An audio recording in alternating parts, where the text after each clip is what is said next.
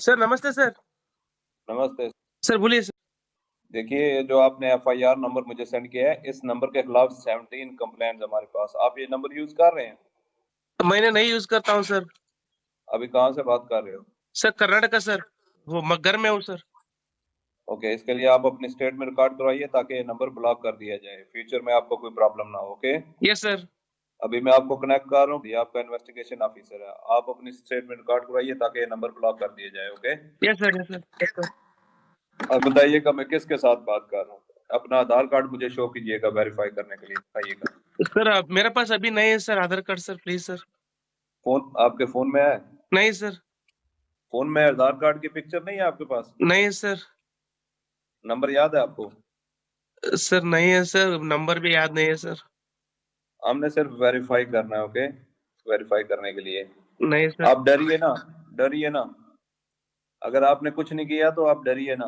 हाँ सर, हाँ सर। अगर आपके पास आधार कार्ड है तो मुझे दिखा दीजिए वेरीफाई करने के नहीं लिए। सर, नहीं सर, मैं गांव को आया था सर, घर में है सर। Okay, coming. जय हिंद। इस व्यक्ति के वन साइड वीडियो का रिकॉर्ड करो as per the protocol. Okay, ये ऑडियो सिर्फ जानकारी के लिए नहीं, ये कोई मनोरंजन वाला ऑडियो नहीं है। एक गहरी चिंता को लेकर के ऑडियो आया है। आपने अभी जो बातचीत सुनी वो डिजिटल अरेस्ट के फरेब की है। ये बातचीत एक पीड़ित और फ्रॉड करने वाले के बीच हुई है।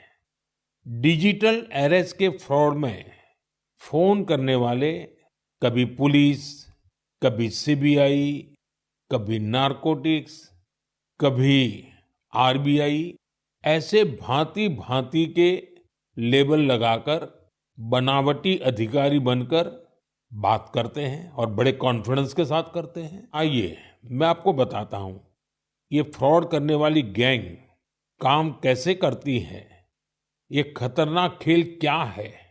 आपको भी समझना बहुत जरूरी है, औरों को भी समझाना उतना ही आवश्यक है। पहला दाव आपकी व्यक्तिगत जानकारी, वो सब जुटा करके रखते हैं। आप पिछले महीने गोवा गए थे, है ना?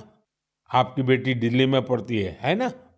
वे आपके बारे में इतनी जानकारी जुटा कर रखते हैं कि आप दंग रह जाएंगे।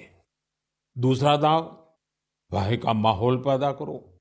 वर्दी, सरकारी दफ्तर का सेटअप, कानूनी धाराएं, वो आपको इतना डरा देंगे, फोन पर बातों बातों में आप सोच भी नहीं पाएंगे।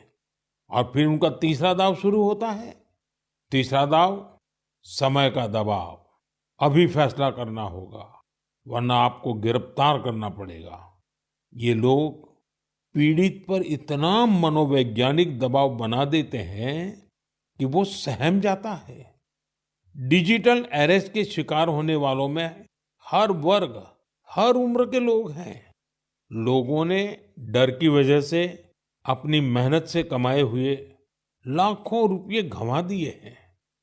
कभी भी आपको इस तरह का कोई कॉल आए तो आपको डरना नहीं है। आपको पता होना चाहिए कोई भी जांच एजेंसी फोन कॉल या वीडियो कॉल पर इस तरह पूछताछ कभी भी नहीं करती। मैं आपको डिजिटल सुरक्षा के 3 चरण बताता हूं। ये 3 चरण है: रुको, सोचो, एक्शन लो।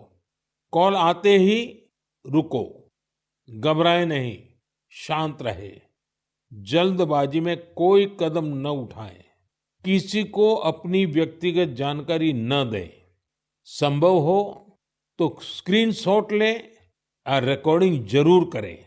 इसके बाद आता है दूसरा चरण। पहला चरण था रुको, दूसरा चरण है सोचो।